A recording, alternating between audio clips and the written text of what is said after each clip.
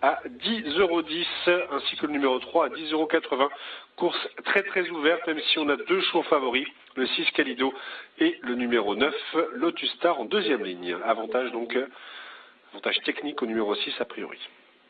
Les concurrents qui se rangent sagement pour l'instant derrière la voiture, pas de retardataire, pas de chevaux fautifs, tout va bien pour l'instant. Avec quand même Lotus Star qui a l'air de vouloir prendre ses aises avec le numéro 1. Lotus Star, le numéro 9 qui vient vraiment tout en progression. Il faut dire qu'il est côté corde, hein, donc évidemment il est un petit peu moins accéléré dans un premier temps. La voiture qui elle accélère et le numéro 9 Lotus Star qui est parti très prudemment, hein, l'un des favoris. Il est en dernière position. À l'inverse, celui qui est le favori en Allemagne, le numéro 6 Calido et Thorsten Titz tentent de se propulser aux commandes et là c'est faufilé.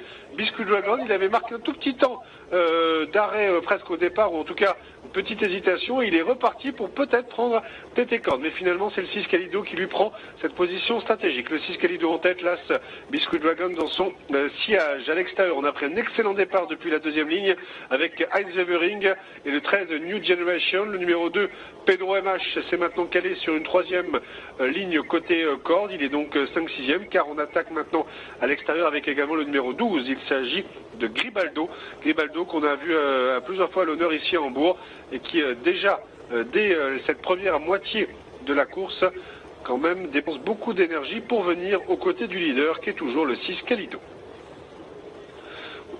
On était parti très vite, on a un petit peu repris car devant pour l'instant personne n'embête trop Thorsten Titz et le numéro 6 Calido. Et on va deux par deux, un peloton qui se reforme vraiment à l'arrière duquel, dans le dernier tiers, à la casaque rouge toujours de Lotus Star qui a l'air de vouloir passer à l'attaque pour ce passage devant les tribunes justement.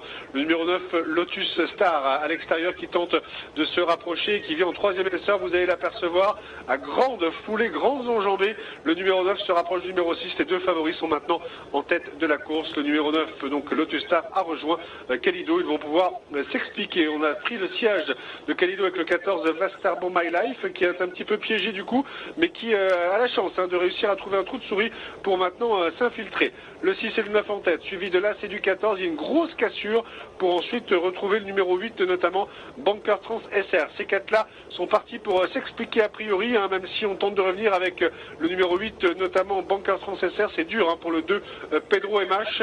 On voit également que d'autres concurrents comme le numéro 11 notamment, Grizzly Bear, tentent de raccrocher la bonne locomotive. La locomotive composée des 4 concurrents de tête. Si personne ne les dérange, ils vont aller au bout comme ça. En tout cas, Thorsten Titz contre avec le numéro 6 Calido, donc qui contre le numéro 9 Lotus Star. C'est pas facile avec l'As Biscuit Dragon qui a des ressources dans d'autres leaders et le 14 également, Vastarbon My Life qui attaque maintenant en troisième épaisseur. Et quel retour du 11 Grizzly Bear qui va peut-être mettre tout le monde d'accord, même si ça semble dur, car le 9 Lotus Star a des ressources ainsi que le 14 Vastarbon My Life.